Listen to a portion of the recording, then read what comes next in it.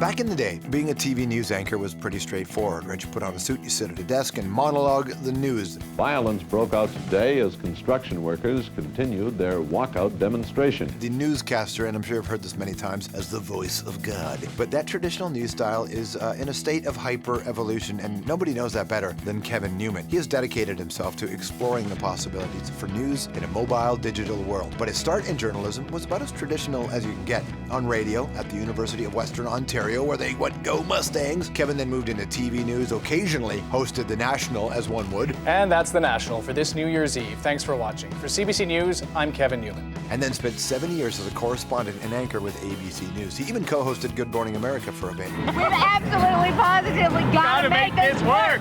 Like many before him, a covert Canadian in the den of American TV. Ultimately, he packed up his family and returned home to anchor and help design the new national newscast for Global, a job that took him across this country and beyond. We're now flying over one of the areas that worries a lot of people. This is kind of the wild west of Afghanistan. In 2010, he left Global, took a bit of a break, and devoted time to his own digital broadcast company. Then last summer, he joined CTV as co-host of Question Period. Peter MacKay has weathered a series of controversies lately, but this one may be his toughest. And is the company's digital news evangelist. I'm not kidding, that's his actual title. His goal? Strengthen social media with more good journalism and find new ways to broaden what journalism can be.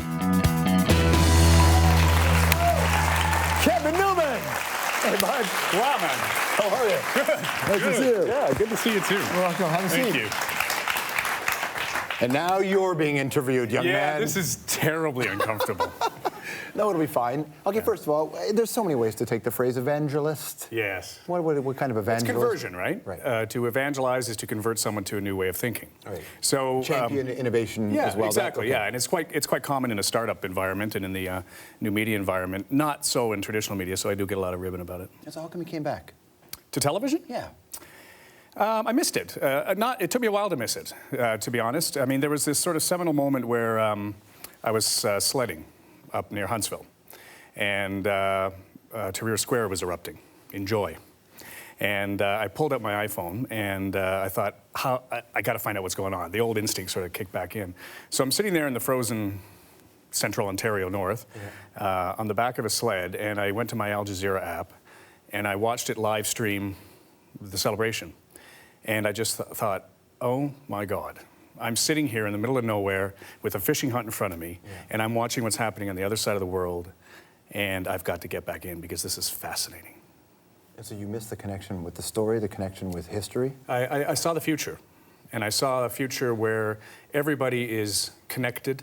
Everybody can experience something in real time on video, which we hadn't really had up to now. Yeah.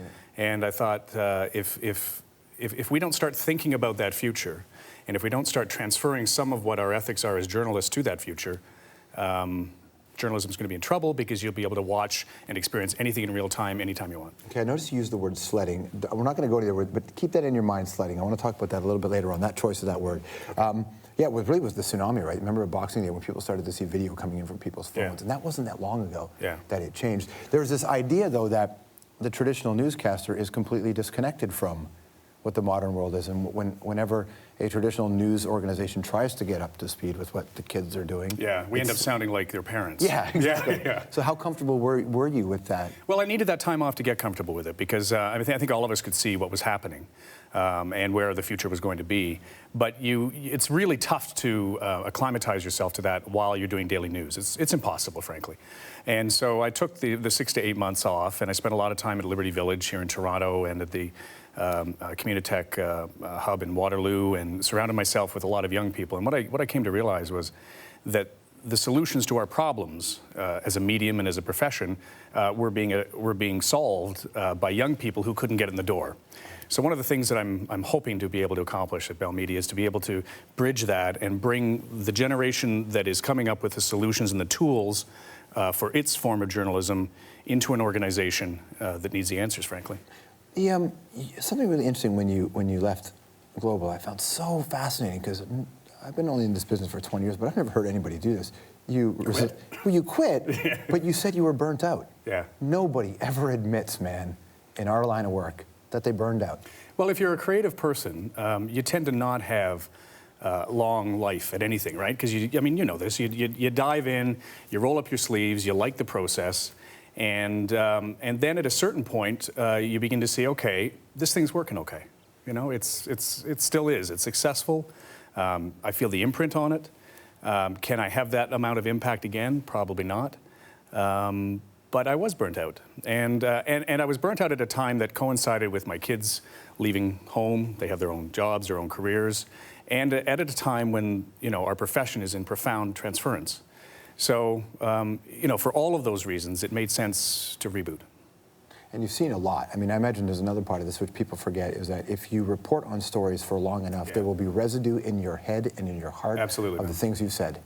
Absolutely, and most of it's negative. Yeah. I mean, that's the nature of news. You don't get to say a lot of happy things. But one of the things I had sort of, you know, you don't make a change like that quickly. You don't, you think about it, and I thought about it for 3 years. And then you begin to see signs, right, that the universe is taking you in a place. So I had one of those with Obama's inauguration. I was on the lawn of the Capitol Dome there, and this African-American man came up to me, and he said he had delivered newspapers to all the congressmen as a young boy, but never felt that the place was his.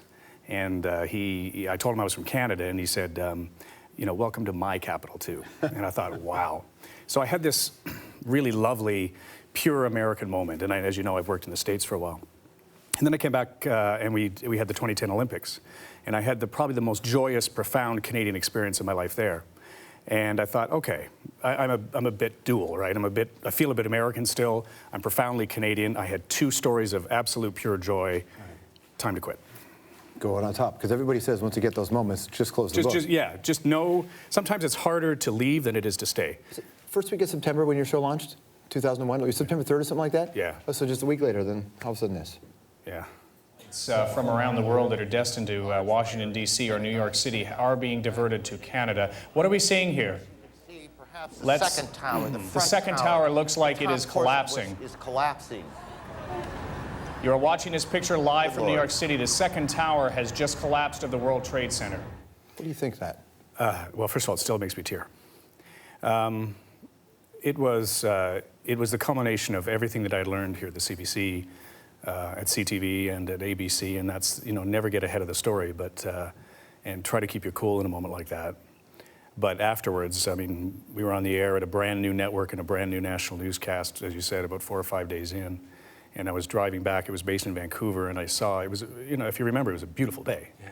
And I saw the North Shore Mountains there, and pulled over the side and bawled my eyes out for about half an hour.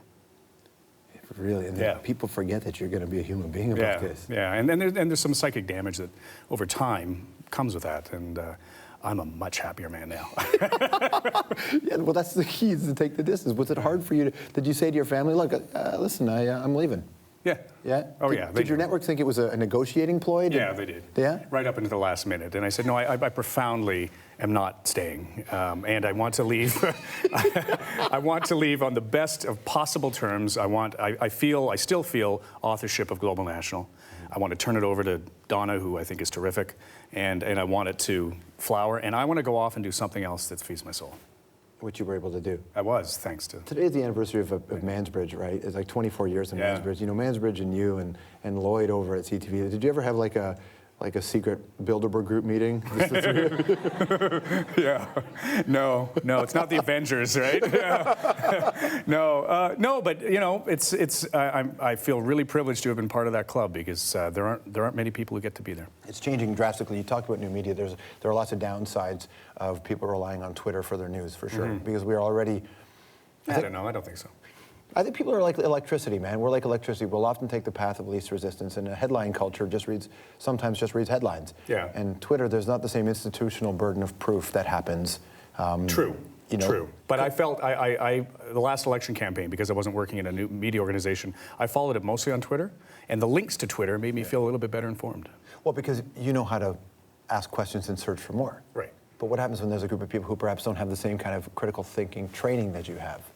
I think this generation has developed that, because they have been so inundated with so much information that they are learning the kinds of sorting, choosing skills that most journalists have from their training. So you know, in some ways, I think we are building a generation of citizen journalists. It's still early days, But they have those kinds of skills that used to be something that we had to be trained to have. Is there a trap that someone who uses a lot of social media to find out the news, something that they should not fall into? Assuming that it's the truth, right? It's usually an opinion. Right. And the difference between the two is our challenge. We have to find a way in journalism today to put a premium on truth and the process that we go through to reach truth. And we have to advertise the fact that we do that. Getting back to work is one thing, being a digital evangelist is another thing. Question period is a completely different reality. Which is awesome. I mean, I like it for the same reasons you like this show. It's long-form interviewing, which it turns out is probably one of the most transferable kinds of television that you can put on any media. All right, stick around. More conversation with Kevin Newman right after this.